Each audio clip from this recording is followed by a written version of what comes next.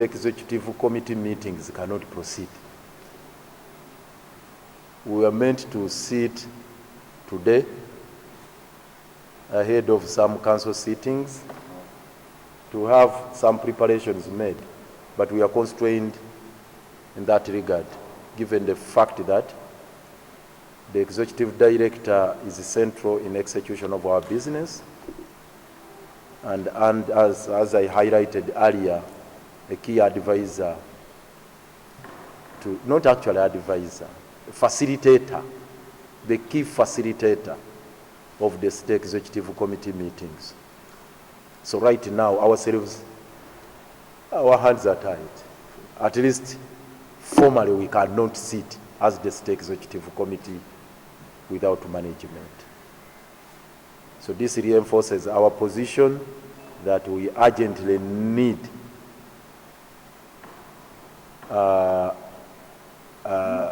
stakeholders engagement. For the record, even the council cannot sit. Why? Because business is generated from the state executive committee, and you have to do it in concert with the top management. And for that matter, we'll have no choice but to have a stakeholders engagement tomorrow. So hopefully colleagues who have been required to or requested to be part of this engagement will honor the invite. Keep time tomorrow at 10 a.m. to have all these matters thrashed out so that we can move in tandem and take a single file direction as leaders of the city. That is issue number one. Issue number two, and it's the last one. Earlier on, you are here, we addressed you about the ongoing processes regarding the procurement of an alternative site for purposes of establishing a temporary or a transient dump site, because ultimately the solution lies in getting into a circular economy. We have no choice but to go into a circular economy. Circular economy where garbage is recycled and we generate some other stuff out of it. So those are the long-term solutions, but in the immediate term, we agreed to procure our own land. And in the meantime, we had been advised that we needed to link up with the leaders of different authorities within the metropolitan area. We have done that. We are grateful to those authorities that have allowed us, for the time being, to use their dump site, particularly Kcca. But the unfortunate bit is that they have indicated that the facility is full to capacity. I have here with me a communication from the MP, Mukono Municipality, the Honorable Betty Namboze, raising a number of concerns about that situation. And we are making arrangements. Very soon we shall be visiting that place, Kcca. Arrangements are underway. Definitely we have to go there this week. Today is Wednesday, but before the end of the week, we will have visited that place. The same situation obtains at Katabi. It's a very small facility for 14 acres, and it is also plagued by some serious challenges. There was a meeting yesterday that was convened by the, is it third Deputy Prime Minister or whatever, I don't know, the Right Honorable Kadaga, calling for leaders of all these entities, the municipalities within the metropolitan area, and KCCA. From our side, were represented by the Honorable John Mary Sebufu, who is in charge of planning and civil works, as well as our Minister for Social Services, the Honorable Namazi. And in that meeting, a couple of things were discussed as a follow-up because there was an earlier meeting. We shall be updating you what we will have resolved after visiting Kcca, because we intend to visit Kcca. We will be letting you know how we are resolving this issue. But what transpired in the meeting there is what we want to relay to the public. It occurred that the issue regarding procurement of our own alternative site could not be resolved in that meeting. The Right Honorable Kadaga sent the delegation to here, to the Lord Mayor's Parlor, this very place, yesterday. Personally, I was away. I was at Popopo for Beni Chiwanuka Memorial Lecture that was presided over by the Archbishop of Kampala Archdiocese, His Grace Paul Semogerere. So I got information that the delegation was already here waiting for my attention, my presence. Indeed, I dashed up to this place. I found the minister had already arrived here with her deputy. The hitherto serving acting ED, Engineer LUYIMBAZI, was around. Of course, even Dr. OKELLO, the sacked one, and other directors. They were all around here. I had my executive secretaries, two of them, who had also represented us at that meeting in the office of the Honorable Kadaga. So we sat in this meeting, this very boardroom here, and we had now to evaluate the processes being taken in regards to procurement of our own facility. Yes, for the record, even the chairperson of PDU, that is Procurement and Disposal Unit within KCCA, Doreen somebody, was also around. So we sat here, brainstormed about the progress so far made in that particular regard. Initially, you recall, we had given you the timelines that had been rolled out by PDU. They placed the advert in the papers on the 28th day of last month, asking for potential bidders to put in their applications by 2nd, which was a Monday, 2nd of this month, at 10 a.m. That's when the bids were closed. They were supposed to be evaluated on 5th, and thereafter pronouncements would be made on 13th of this month. You recall we came here last week and indicated that we had lost trust in the process. It had been derailed, and we made a proclamation that the exercises should stop forthwith. That's what was declared here. Now, when we converged here yesterday, we had to get a report. Of course, the reasons why we stopped the process were put on table. So we were here, want to probe those issues. Why the delay? The chairperson of the evaluation committee, which committee actually comprises of other directors. The chairperson is Vincent Attain, and he's also the director of physical planning.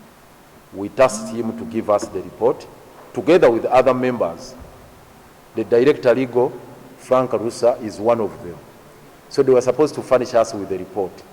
First of all, they had to explain why there was inordinate delay in finalizing the processes. And thereafter, they would give us a report. Obviously, there was no satisfactory explanation as to why there was that laxity and inordinate delay. There was no convincing reason. We left it at that. Then we said, going forward, what is it that you people have done? Number one, they reported to us verbally that they have now finalized their report and that they were submitting it. Actually, they had submitted it to the contracts committee, which was scheduled to sit yesterday. The contracts committee is headed by Abe Mugaria, who is in the Directorate of Engineering. No, Human Resource, sorry. He's in Human Resource. He's the Deputy Director, Human Resource. Abe Mugaria. He's the chairperson of the contracts committee. And that they were slated to sit yesterday and take a final decision. We went ahead to probe them on the content of the report because they had no actual text. Said, please give us key highlights of what is contained in that report. Of course, there were hesitations at the beginning, but eventually pressure was mounted on them, and that's when they furnished us with those highlights. This is what they indicated to us. Number one, that they had received 22 bids,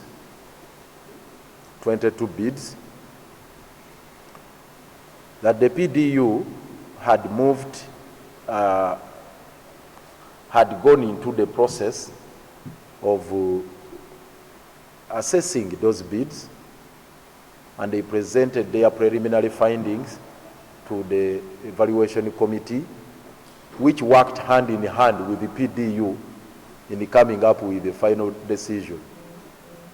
That in their own assessment, considering the criteria that was set in the guidelines that were published in the notes of 28th, they had knocked off 21 bidders. Indeed, they indicated to us that actually there were not 22 as such, that some had done multiple filings. You'd find one bidder filing 3 applications. We didn't want to go into that detail. We said, okay, let's take them as they were presented. 22, they had knocked off 21. That some of these bidders had taken their applications to wrong addresses. Some had taken their applications to the ministry. Others had taken theirs to the office of the ED. Others, they did not go straight to the PDU as directed in the advert. So they were, disqualified. So they indicated that after knocking off 21, they remained with only 1, which at least had some reasonable standards compared to the rest, in line with the criteria that had been set. Unfortunately, this is what baffled us. We asked them, where is this land? He said, no. Yes, the land is in Dundu. Yes. They said the land is in Dundu. He said, wait a minute. Are you repurchasing our own land, which we already own in Dundu? We have 136 acres in Dundu. We had taken a decision not to use Dundu as a dump site or a landfill for reasons that were presented to you. One of which being the long distance, 42 kilometers. It's a long distance. It's in Mukono. And the criteria was very clear. Within a radius of 43 kilometers from the post office. I don't know whether it is still there, because we used to measure the distance from Uganda post office, Kampala Road. 43 kilometers. Now you are talking about Dundu, which is 42 kilometers. They said, but this is a very good land. If you visited it, you will also appreciate. Actually, they said, you will admire it. it's very beautiful. Said, we already have 136 acres. What baffled us the more is the revelation they made that actually they had approved purchase of that land at a whooping sum of 250 million per acre. 250 million per acre. Meaning that if we were to purchase 200 acres, that would translate into 50 billion Uganda shillings. Oof. We felt like eating these people alive. Shockingly, they were confident in their presentation. They said those lands they disqualified, most of them did not have the right shape, because we had indicated that it is either in a circular form or rectangular, whereby you would put the landfill at the center and then you use the outer area as a buffer. They said most of these 21 pieces of land they knocked off, their shape was like that of a snake, like this. They were in a snake shape, that they were not suitable for a landfill with that shape of a snake. So it's only that land in Idundu. He said that will not happen. It won't happen. Yes, to cut the long story short, after a rigorous exchange there, we came to a consensus that that land also shouldn't be bought.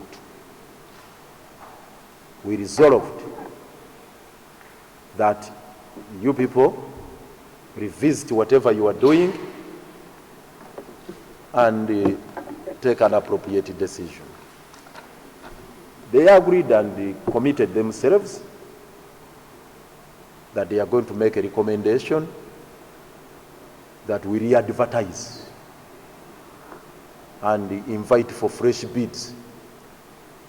So as we stand today, this is the official position. As the institution,